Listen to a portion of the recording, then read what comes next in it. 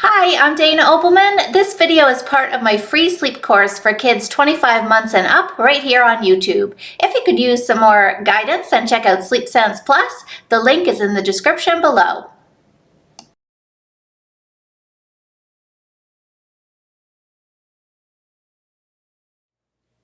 Welcome back. All right, I'm going to give you a few tips today to set the stage for going into night one. I love to work with older children because there are some tools that we can use to really work for us. The first one is a clock. Now we're talking about the 2-year-olds and up here, and I absolutely believe that 2-year-olds can understand clocks. Now, they can't necessarily understand the complexity of time, but they can certainly start to recognize a specific number. So over the years, there's been all kinds of really cool inventions, and now there's okay to wake, and the rabbit gets up, and the penguin goes to sleep, and all kinds of fancy different clocks to indicate when it's okay to get up in the morning. If you're going to pick one of those, I want to caution you around a couple of things. They can't be too bright. We know that any kind of light, even the small little bit of light that comes out of a TV screen in the night, is interfering to our melatonin levels.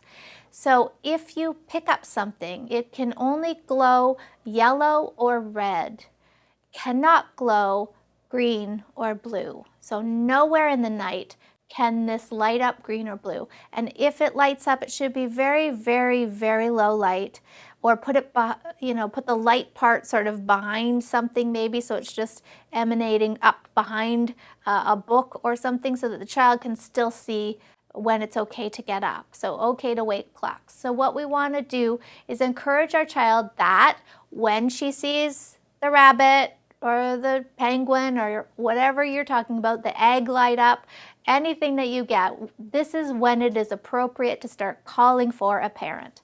Now, I just did this the old-fashioned way.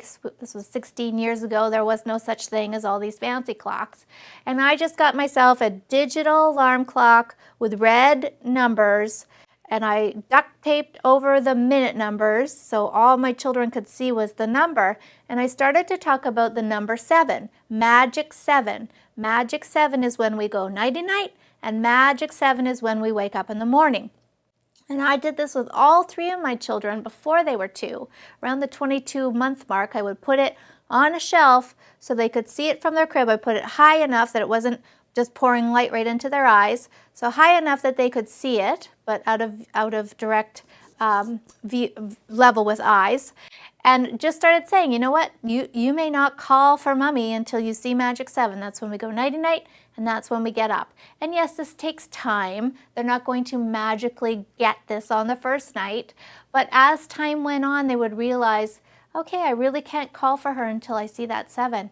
And it was a great way to keep that morning night wake up time regulated and make sure that they were getting enough sleep through the night. And for years, I will tell you, my children didn't dare put a toe on the ground until they saw that 7 on their clocks.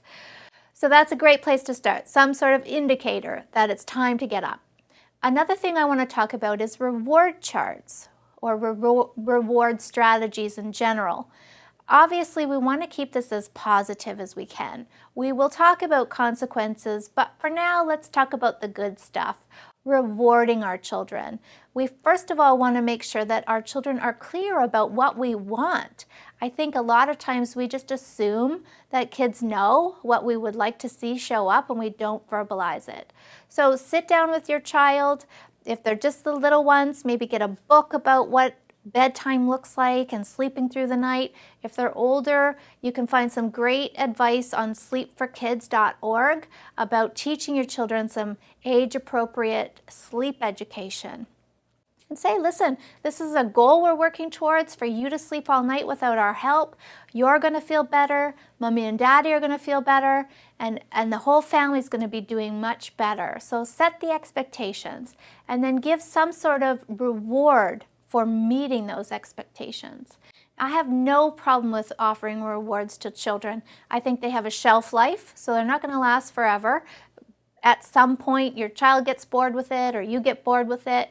You stop mentioning it, she stops mentioning it, and they just kind of fade out with time. So you don't have to worry that you'll still be giving her treats when she leaves home for getting up on time. It's just for now to help set the stage. So a couple of tips around rewards.